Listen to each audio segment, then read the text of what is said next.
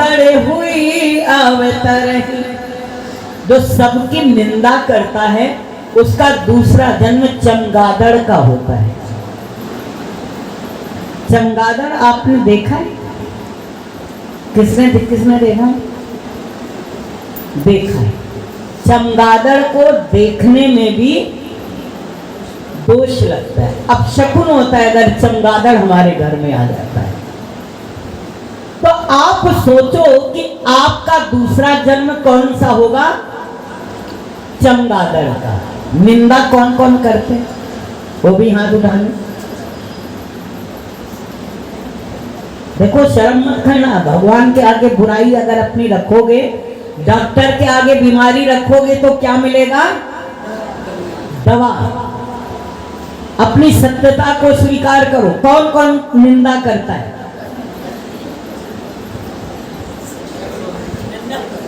नंदा।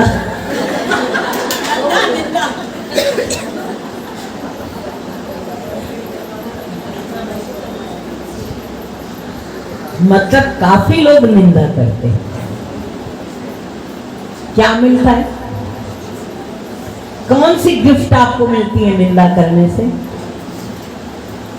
कुछ मिलता है? किसको किसको मिलता है निंदा करने से? कुछ नहीं मिलता। दूसरा जन्म चमगादड़ का मिलता है। अर्थ क्या है निंदा करने का? अर्थ क्या है निंदा करने का? आप दूसरे की निंदा कर लोगे तो क्या आप बहुत अच्छे हो जाओगे? हम लोग सोचते हैं हम दूसरे को गलत करके और हम सही हो जाएंगे। नहीं, कभी सही नहीं होगे। हमेशा आप दूसरों को गलत करके गलत ही रहोगे। आपका जीवन कभी नहीं सुधरेगा। इसलिए अपने जीवन में निंदा का त्याग कर दो, नहीं तो एक जन्म चमगादड़ का। हरे गुरु निंदक दादुर होई, ओ जन्म सहस्र पावनर सोई। जो हरि की निंदा करता है, हर भगवान शंकर की निंदा करता है, जो भगवान विष्णु की निंदा करता है, जो अपने गुरु की निंदा करता है, वो क्या होता है? अगले जन्म में मेढक होता है।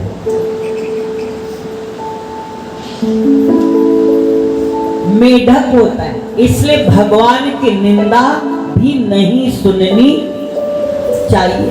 भगवान शंकर की निंदा, भगवान विष्णु की निंदा, हमारे सनातन धर्म के देवी देवताओं की निंदा कभी नहीं सुनी। चाहे कोई ज्ञान क्यों ना हो, चाहे कोई संत क्यों ना हो, चाहे कोई सत्संग क्यों ना हो, ये मत है बहुत सारे, आपको इसका ज्ञान नहीं है। इसलिए आप लोग ऐसी जगह को पसंद करते हो कि जहां पर कोई भगवान माने ही नहीं जाते, जहां ना पूजा है, ना पाठ है, ना जप है, ना तप है, ना व्रत है, ना अनुष्ठान है। खाओ पियो आनंद करो और सत्संग सुन लो, ज्ञान सुन लो। भगवान शंकर पर दूध चढ़ाने से क्या होगा? इससे तो जाकर के किसी को पिला दो। ऐसे ख्याल मन में, ये नास्तिक विचार है, ये नास्तिक विचार है। दुनिया में दो वाद है, नास्तिकवाद और आस्तिकवाद। एक नास्तिकवाद है जो आपको कर्म करने के लिए मना करता है कि कोई भी सत्कर्म ना करो जीवन में, और एक आस्तिकवाद है जो कहता है खूब सत्कर्म कर। तो आपको किसकी बात अच्छी लगती है? जो ये कहता है कि कुछ ना करो। अरे भैया गंगा ना है, अब तो कुछ करना ही। और नाम किसका? अपने गुरु जी का। बड़े बड़े बड़े अक्षरों में कहते हैं, मेरे गुरु जी तो कहते हैं कुछ करना ही नहीं। हमका तो खाना खाते हो, हाँ वो तो खाते, हमका वो गुरु जी ने मना नहीं किया। वो तुम्हारे गुरुजी ने मना नहीं किया कि खाना ना खाया करो, वो तो हम 4 बार नहीं 8 बार खाते। स्नान करते हो, हाँ करे नहीं करे, गुरुजी की तरफ से कोई हमारा बंधन नहीं है, करें तो भी ठीक, बिना नहाए भी मंदिर में चले जाएं, कोई बात नहीं। कई लोग तो गलत समय पर भी प्रवेश करते हैं अपने रसोई घर में और अपने भगवान के द्वार पर, गलत है। आप ग्रंथों का अध्ययन नहीं करते, आपको शास्त्र मालूम नहीं, आप लोग केवल सुनते हो और सुन करके आप उसका अनुकरण कर लेते हो। सुनो, लेकिन नास्तिकता की बातें मत सुनो अपने जीवन में। हम हिंदू हैं, हम हिंदू हैं, हमारा जन्म भारत वर्ष में हुआ है। भारत में जन्म लेने के लिए देवता भी तरसते। हमारे जितने भगवान के अवतार हैं वो सारे कहां हैं? भारत में। कोई भी भगवान अमेरिका में नहीं पैदा हुआ, लंदन में नहीं पैदा हुआ, जापान में नहीं पैदा हुआ, हमारे सारे भगवान हिंदुस्तान में पैदा हुए। भारत माता, इस भारत माता, इस मातृभूमि में जन्म लेने के लिए देवता भी तरसते कि मेरा जन्म भारत में। भारत मतलब जो भक्ति की भूमि है उसका नाम है भारत, जो ज्ञान की भूमि है, जो वैराग्य की भूमि है उसका नाम है भारत। इसलिए हम लोग निंदा से अपने आप को बचाएं। कुछ लोग कहते हैं कोई करे तो क्या करे, गुरु जी हम तो करते नहीं है। अब कोई सुन रहा है तो कान में रुई डाल लेंगे क्या? डाल लो, रखा करो अपने पर्स में। सब लोग अपने पर्स में रुई रखा करो, जब कोई निंदा करे तो कानों में रुई डालो, वहां से हट जाओ। निंदा करने वाले की या तो अगर आपका बस चलता हो तो जीभ काट लो।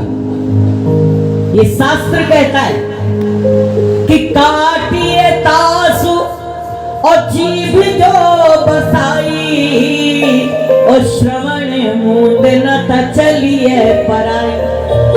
अगर अपना बस चले तो निंदा करने वाले की जीभ काट लो। जो गुरु की निंदा करे, भगवान शंकर की निंदा करे, भगवान विष्णु की निंदा करे, हमारे देवी देवताओं की जो निंदा करे, अगर तुम्हारा बस चले तो उसकी जीभ काट लो और बस ना चले तो कानों में उंगली डाल के निकल जाओ, वहां बैठो नहीं।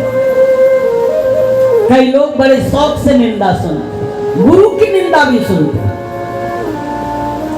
करते भी हैं और सुनते भी हैं, फिर हमको आके बताते भी हैं गुरुजी आपके लिए वो ये कह रहा था। उनका तुम्हारे जुबान नहीं थी, तुम्हारे जुबान नहीं थी जवाब देने के। हमसे कोई करके देखे, हमसे हमारी गुरु की निंदा कोई करे, हमारे कन्हैया जी की निंदा करे,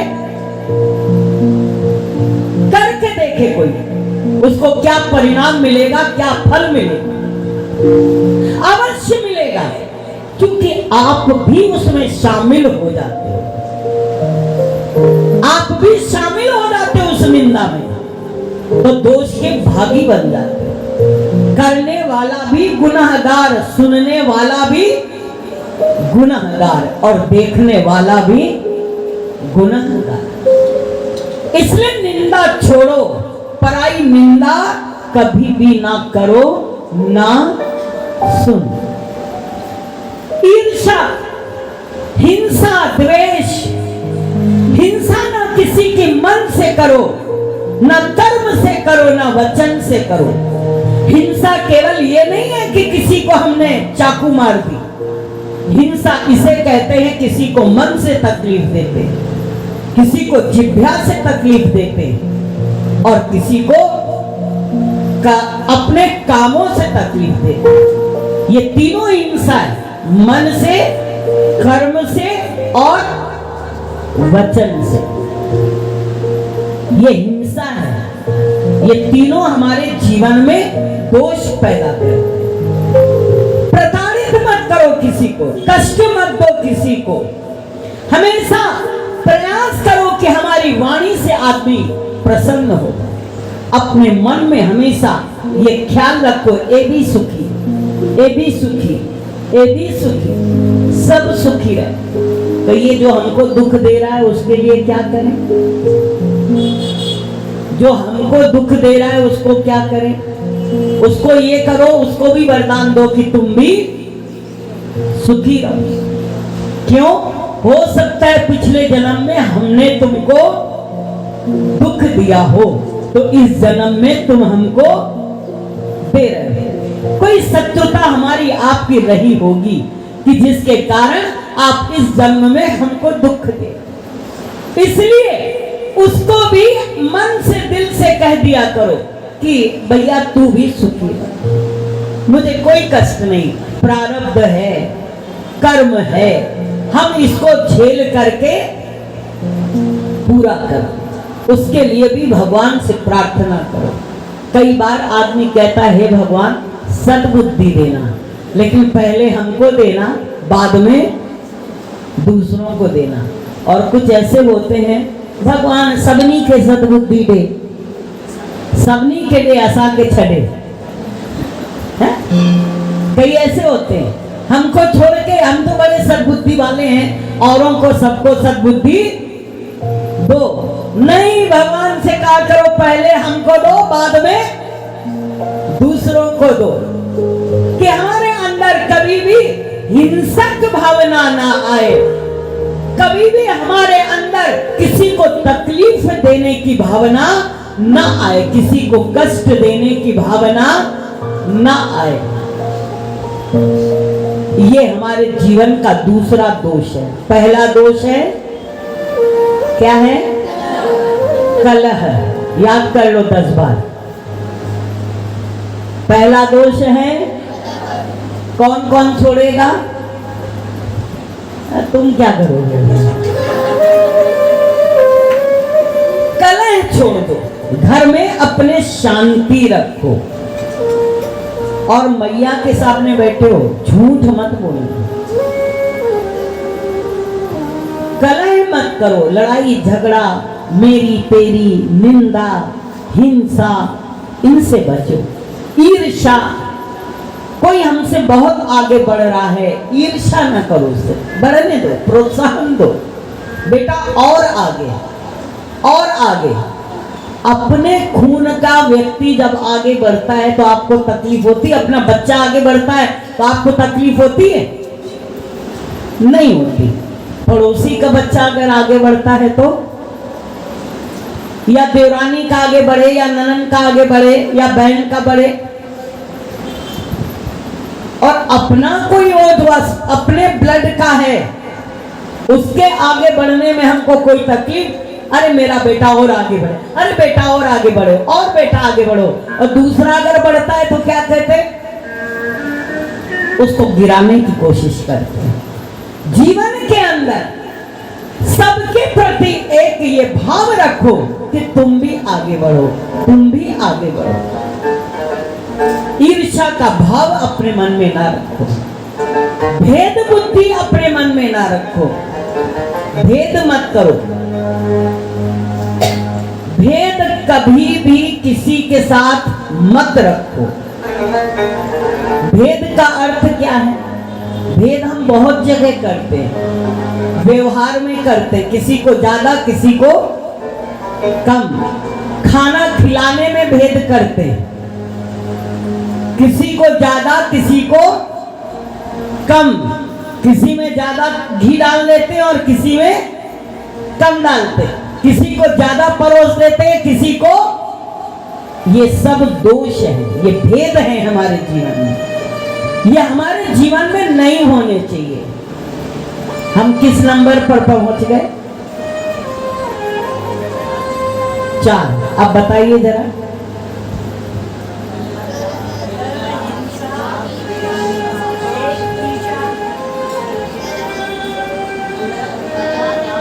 नंबर 1 कलह, नंबर 2 निंदा, नंबर 3 ईर्ष्या, नंबर 4 भेद। भेद ना करो। अगर एक पंगत में खाने वाले सब बैठे हैं तो याद रखो सबको बराबर बांटना।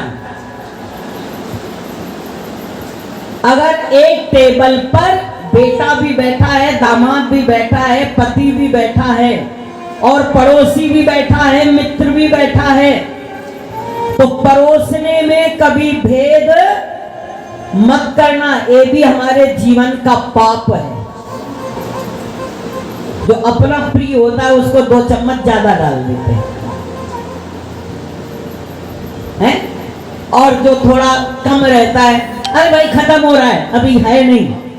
ये भी पाप है आपके जीवन का। देने लेने में भेद ना करो, किसी को अच्छा किसी को खराब। ये सब भेद भी हमारे जीवन के दोष है। इसलिए विलासिता, बहुत ज्यादा भोगों में मन हमारा नहीं होना चाहिए। उतना ही भोग होना चाहिए कि जितने में हम योगी बने रहे, योगी बने रहे, उतने ही भोग में हमारा मन जाना चाहिए। इतना भोग हमारे जीवन में नहीं होना चाहिए कि हमारे योग को नष्ट कर दे, हमारी भक्ति को नष्ट कर दे, हमारी सेवा को नष्ट कर दे, हमारे जीवन के शुभ कर्मों को, पुण्य कर्मों को नष्ट कर दे। इतना भोग नहीं होना चाहिए। भोग उतना ही होना चाहिए कि जितने में हमारा मन सात्विक बना रहे, हमारा मन प्रभु भक्ति में रमा रहे, हमारा मन सेवा में लगा रहे, हमारा मन सुमिरन में लगा रहे हैं। आप ध्यान दो, जिस दिन आप होटल का खाना खा के आओगे, या पिक्चर देख के आओगे, या मार्केट घूम के आओगे, या कहीं किसी ऐसे क्लब सोसाइटी में जाओगे, उस दिन अपने मन को जज करना कि आज मेरा मन कैसा है। और जिस दिन सत्संग सुन के आना, किसी मंदिर में होके आना, किसी तीर्थ में होकर के आना, उस दिन अपने आप को देखना कि आज मेरा मन कैसा है। तो आपको उसका भेद मालूम हो जाएगा कि दोनों स्थानों में अंतर क्या है। ये मेरे जीवन का अनुभव है। एक बार मैं जब अपने ठाकुर जी को लेने गई थी, बहुत पुरानी बात है, हमारे गुरुदेव भी साथ में थे, तो कुछ ऐसे लोग हमारे साथ थे जो भगवान लेने चले थे। वो जहां रुक रहे थे होटल में रुक रहे थे, और हम लोग भी, महाराज जी भी थे, हम भी थे। हम समझते हैं कि यहां से निकले, बॉम्बे गए, नागपुर गए, फिर जयपुर, कई जगह, और सब जगह होटल में, 5 स्टार होटल। खाना मैंने कहीं नहीं खाया, लेकिन मेरे जीवन का एक अनुभव था वो कि उस बिस्तर पे सोने पर, वहां रहने पर, हम अपनी साधना और अपने मन का निरीक्षण कर रहे थे। तब तो हमारा आश्रम भी नहीं बना था, हम यहीं प्रेम नगर में किसी के घर में ही रहते थे।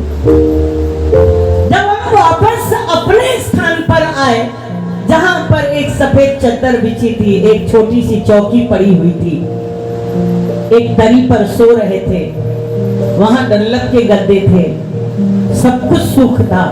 लेकिन जब यहाँ आए और उस सफेद चादर पर सोए और उस दरी पर सोए, तो लगा कि स्वर्ग में आ गए, अपने सुख में आ गए।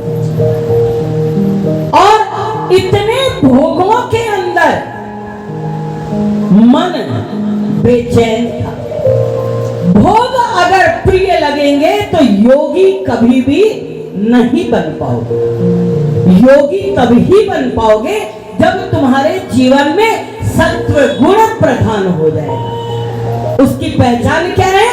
जब सतो गुण आप में प्रधान होता है तो आपका मन सत्संग में आने का करता है, आपका मन सेवा करने का करता है, आपका मन मंदिर जाने का करता है। आपको उस दिन पूजा करने में बड़ा सुख मिलेगा, लगेगा ध्यान में आज बैठे रहो, सुमिरन आज करते रहो।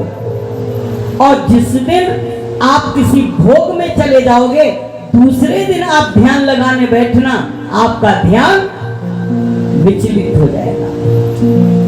इसलिए विलासिता से बचो, उतना ही करो कि जितने में हमारा जीवन का संयम बना रहे, हमारा जीवन भटके ना, हमारा जीवन कहीं नष्ट ना हो जाए। भजन बहुत आवश्यक है। भजन बिना चैन नाए राम, भजन बिना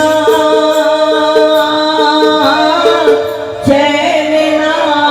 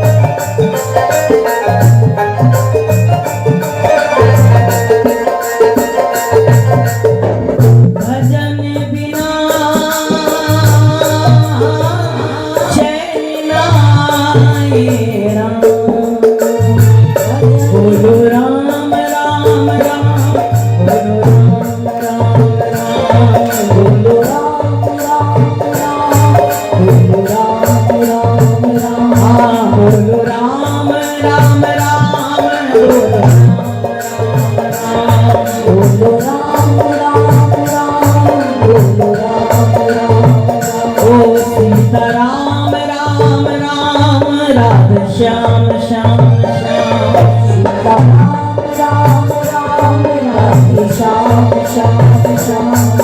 ओ भजन बिना चैन नाए, भजन बिना चैन नाए राम।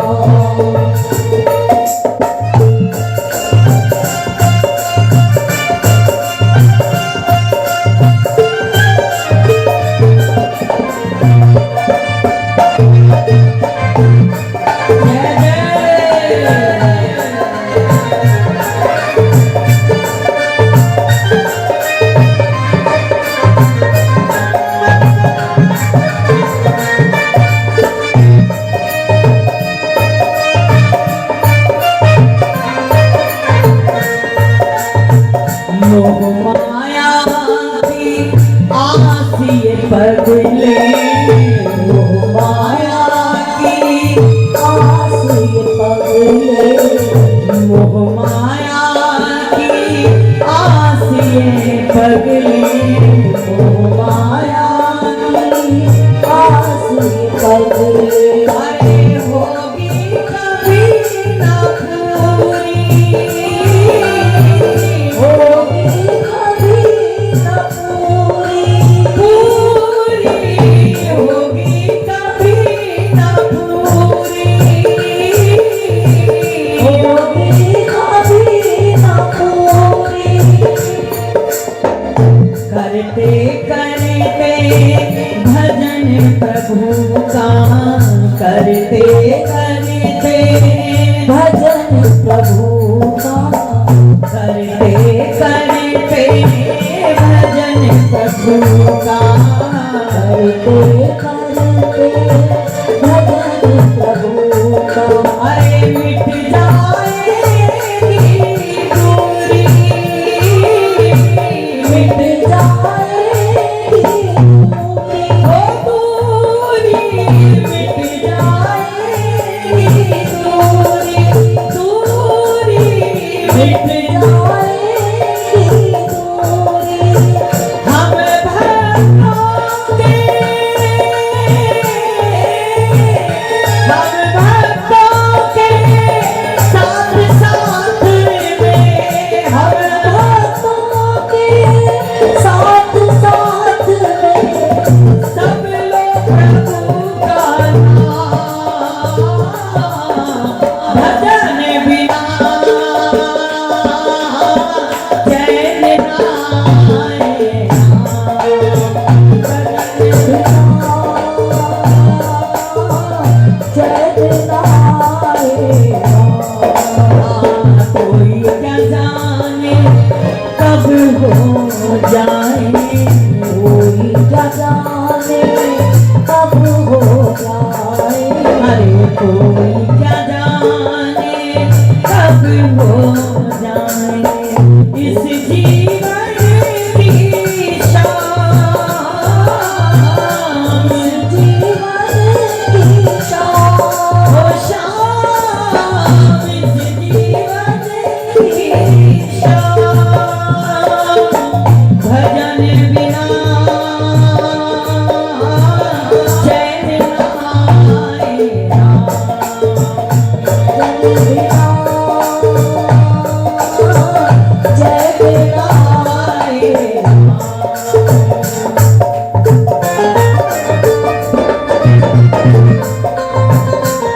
हरि हरि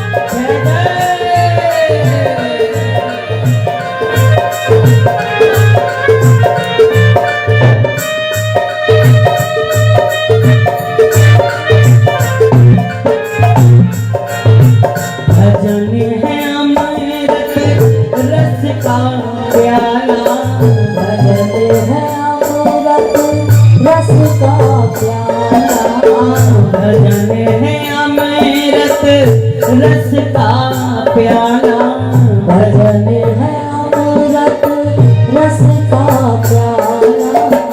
सांझ सवेरे पीना, सांझ सवेरे पीना, ओ पीना, सांझ सवेरे पीना, पीना, सांझ सवेरे पीना। अरे इसको पी कर मस्ती में तू, इसको पी कर मस्ती में तू सारा जीवन जीना, जीना सारा। अरे भजन है अमृत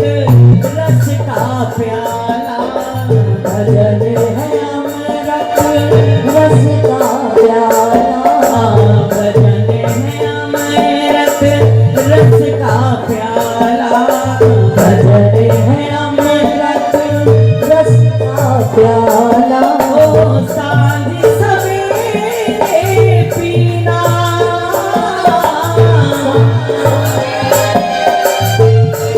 ओ पीना सांझ सवेरे पीना, सांझ सवेरे पीना, इसको पी कर मस्ती में तू, इसको पी कर मस्ती में तू सारा जीवन जीना,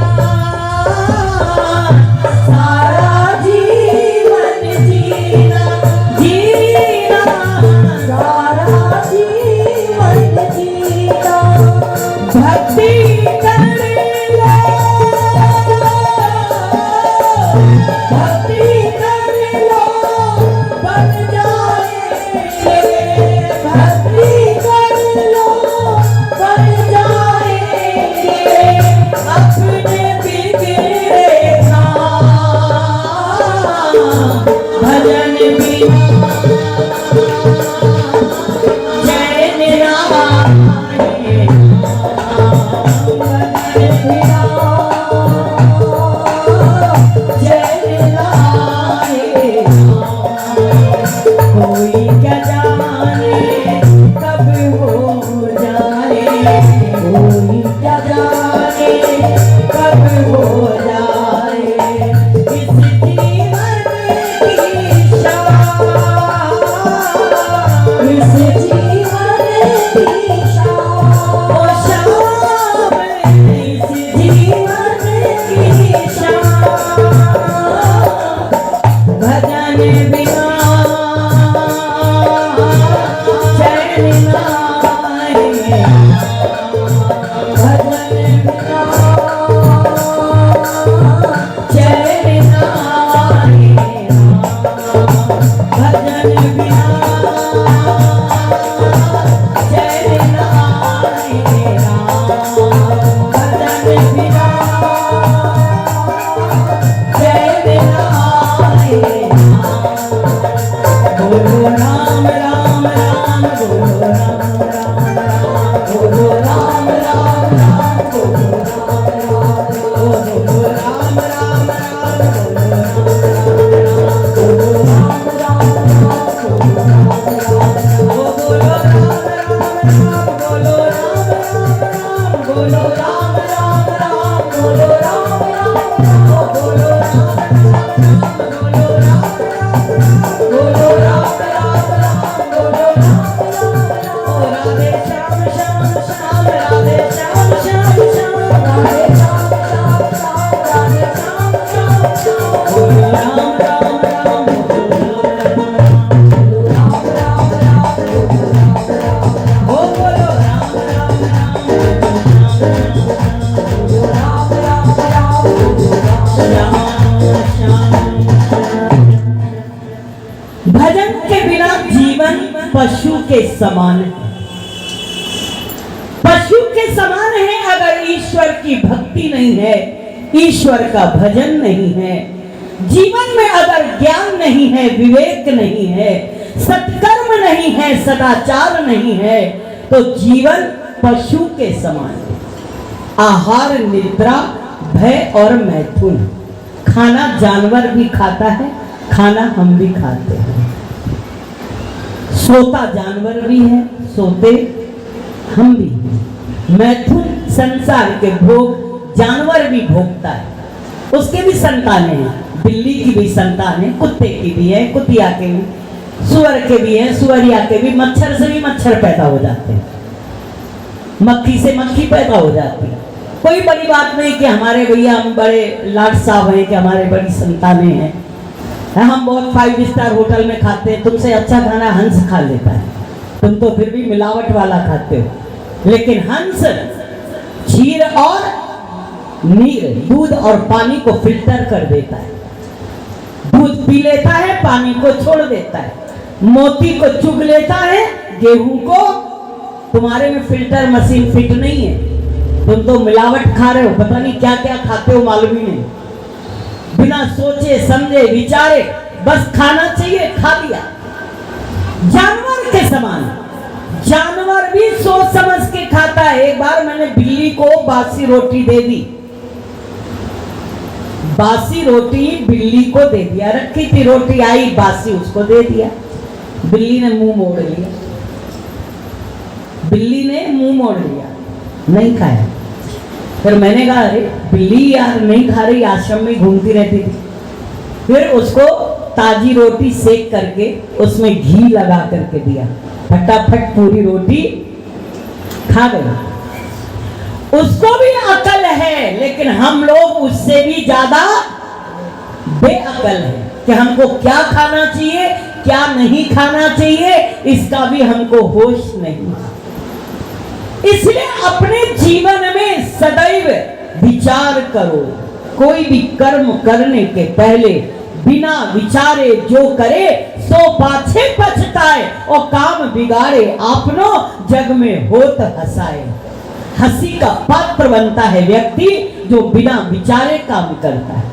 अगर विचार करके काम करोगे तो जीवन में कभी असफल नहीं रहोगे, कभी जीवन में अपने फ्लॉप नहीं होगे, हमेशा अपने जीवन में सक्सेस होगे। एक बात को कई बार सोचा करो, करें या ना करें। इसलिए हमें अपने जीवन में विलासिता बहुत नहीं होना चाहिए। कुछ इतने विलासिता में रहते हैं कि आजकल तो हमारी माताएं बहनें भी दारू पीती हैं, सिगरेट पीती हैं, होटल में रहती हैं, घूमती फिरती रहती हैं किट्टी के नाम पर। और चलिए किट्टी, पहले होती थी कट्टी और अब होती है किट्टी। तो किट्टी में क्या होता है, अरे यार खाओ पियो ताश पत्ते खेलो मौज करो, है ना। और हमारे बॉम्बे वगैरह हम जाते हैं तो वहां पर और आज कौन सी किट्टी, बोले फूटनी, फूटने वाली, मतलब फूटने वाली। भाई सुंदरकांड की किट्टी सुना, माता रानी की किट्टी सुना, सुखमनी किट्टी सुना। हमने कहा आज कौन सी किट्टी में जा रहे हो, बोले फूटने वाली किट्टी में। वहां क्या खेलोगे, बोले थोड़ा रमी खेलेंगे, थोड़ा ताश खेलेंगे, थोड़े चुटकुले करेंगे, थोड़े हंसी मजाक करेंगे, थोड़ी इधर उधर की बातें करेंगे, इसकी निंदा उसकी निंदा, तुझी सस की आए तुझी नुह की आए, हैं पुत्र मंगायो कि ना मंगायो, दिया काते आए दामाद सुठो आए कि ना आए, कुछ मिलो ना मिलो, थोड़ा इधर उधर की बातें। ये हमारे जीवन का फिजूल, अपनी श्वासों को व्यर्थ नष्ट करना है। श्वास श्वास हरि नाम जप, वृथा श्वास मत खोए, और ना जाने इस श्वास का आना होए न होए। श्वास श्वास उस परमात्मा का नाम जपो। जीवन के अंदर हम किस नंबर पे पहुंच गए, 5वें पर। पहला क्या था, कलह। घर में कभी भी कलह ना करें, झगड़ा ना करें। झगड़ा करने से, कलह करने से शांति जाएगी, लक्ष्मी जाएगी, श्री जाएगी, आपके घर के वाइब्रेशंस बिगड़ जाएंगे। आपके घर में हमेशा जो है अंधकार में आपका घर हो जाएगा। दूसरी बात क्या है, निंदा। निंदा कभी किसी की ना करो। हिंसा द्वेष, ना निंदा करो, ना हिंसा करो, ना द्वेष रखो। तीसरी बात क्या है, भेद। कभी भी भेद मत करो, मेरा अपना और पराया, अपना और पराया, ये भेद बुद्धि को खत्म करो। चौथी चीज है जीवन में, तीसरी चीज है ईर्ष्या। कभी किसी से ईर्ष्या न रखो। पांचवी चीज है विलासिता। भोगों में इतना न चले जाओ कि भोग भोगने की शक्ति ही समाप्त हो जाए। ये श्रीमद् भागवत के अंदर राजा ययाति का जीवन आता है कि राजा ययाति ने उनको श्राप मिला था कि जाओ तुम वृद्ध हो जाओ, लेकिन उनका मन भोगों से तृप्त नहीं हुआ। अपने पुत्र से यौवन लिया, 3 पुत्रों ने ना कर दिया, एक पुत्र ने हाँ किया और उसने अपना यौवन अपने पिता को दे दिया, खुद बूढ़ा हो गया और हजारों वर्ष तक वो स्वर्ग में रह करके अनेक सुखों को भोगते रहे, खाना पीना नाचना गाना। ऐसा नहीं कि स्वर्ग में सब नहीं है, सब कुछ है स्वर्ग में, इसलिए भक्त स्वर्ग को भी नहीं मांगता। जो भक्त होता है ना स्वर्ग भगवान से नहीं मांगता। स्वर्ग में अप्सराएं हैं, स्वर्ग में खाने पीने का बहुत अच्छा अच्छा माल है, स्वर्ग में आपको सब कुछ मिलेगा, इससे भक्त स्वर्ग नहीं मांगता। अगर भक्त है तो प्रभु को मांगता है, प्रभु आप मुझे मिल जाओ, स्वर्ग मुझे नहीं चाहिए। राजा ययाति ने हजारों साल स्वर्ग के सुखों को भोगा, आखिरी में भोगते भोगते मन तृप्त नहीं। तब उन्होंने कहा कि एक व्यक्ति को अगर संसार की सारी स्त्रियां दे दी जाए तो भी मन भोग से तृप्त नहीं होगा, सारा धन दे दिया जाए तो भी तृप्त नहीं होगा। है ये जीवन का उनके अनुभव था। फिर उनसे पूछा गया कि अब आपको कहां गिराया जाए, आपको कहां भेजा जाए। उन्होंने अपने पुत्र का यौवन वापस किया और उन्होंने कहा मुझे सत्संग में गिरा दिया। मुझे कहां गिराया जाए? स्वर्ग से सत्संग में, क्योंकि सत्संग में जाऊंगा तो विवेक जागृत होगा, ज्ञान जागृत होगा हमारे जीवन में, हम अपने आप को पहचान पाएंगे। इसलिए भोग उतना ही भोगो, तुम भोगना, तुमको कोई ना भोगे। ध्यान देना, तुम भोग भोगना लेकिन भोग तुमको ना भोगे। इतने खाना खाना कि जितना बच जाए, इतना ना खाना कि बीमार हो जाओ, इतनी पी लिया शराब कि लीवर ही फेल हो गया, डॉक्टर ने एकदम मना कर दिया है हाथ मत लगाना, वो तुमको ही पी गया। अभी तक तुम पी रहे थे लेकिन तुमको ये नहीं मालूम कि वो तुमको पी रहा है। तुम खा रहे थे लेकिन तुमको ये नहीं मालूम कि वो तुमको खा रहा है। इसलिए भोग उतना ही होना चाहिए कि जितने में योग हमारा बना रहे, ईश्वर की भक्ति हमारे जीवन में बना रहे। इस 5 चीजों को आप याद रखिए। आगे फिर कल आपके सामने कहेंगे। बोलिए सच्चिदानंद भगवान की, बांके बिहारी लाल की, राधे सरकार की, राधे सरकार की जय।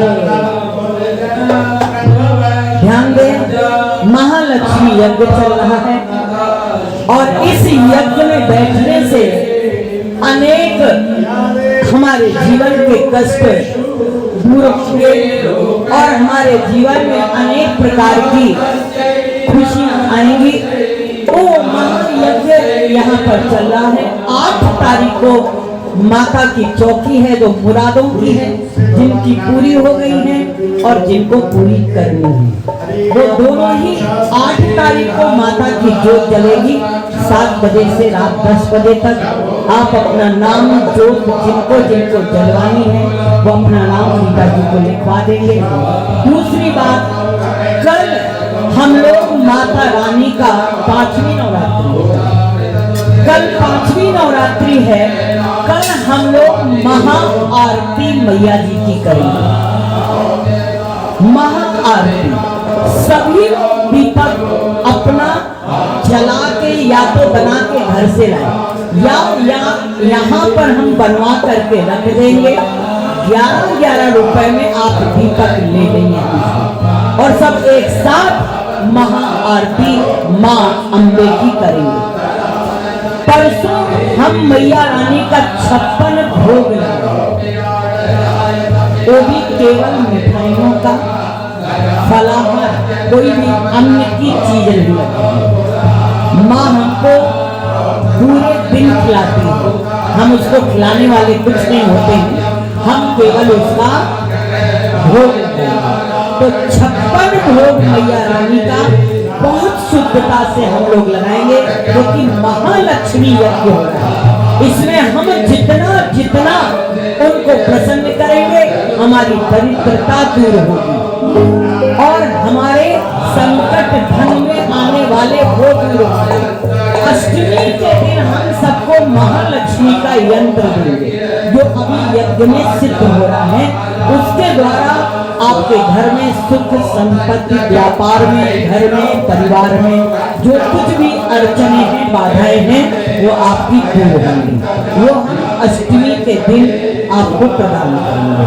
आप सभी लोग जो यज्ञ में बैठना चाहें वो कल बैठ जाएं, कल और परसों के बीच में, क्योंकि बाहर के लोग भी आ रहे हैं। जो सप्तमी अष्टमी बाहर के लोग आके बैठेंगे, इसलिए अपना नाम रीता को लिखवा देंगे। बोलो माँ के बिहारी लाल की जय।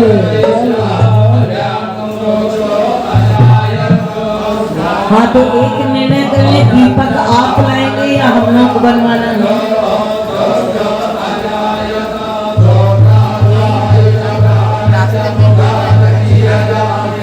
नहीं, तो सभी लोग कल दीपक जलाएंगे शुभ दिन का माँ के आगे। और अष्टमी के दिन हम 1.25 लाख ज्योति जलाएंगे। 1.25 लाख की ज्योति अष्टमी के दिन पर जलेगी। और आप सभी लोग, क्योंकि माँ का स्वरूप ही ज्योति स्वरूप है, जो ज्योत जलाता है उसके सारे कष्ट दूर हो जाते हैं। आइए बड़े प्रेम से, बड़े आनंद से, ठार माता ठार पहले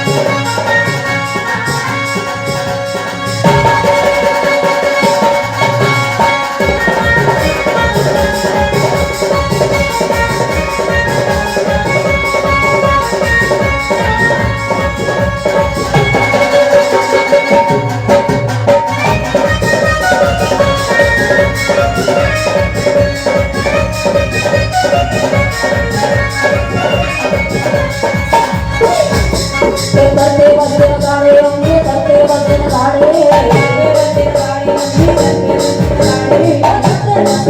अंगी करते बसते गाडे करते बसते गाडे करते बसते गाडे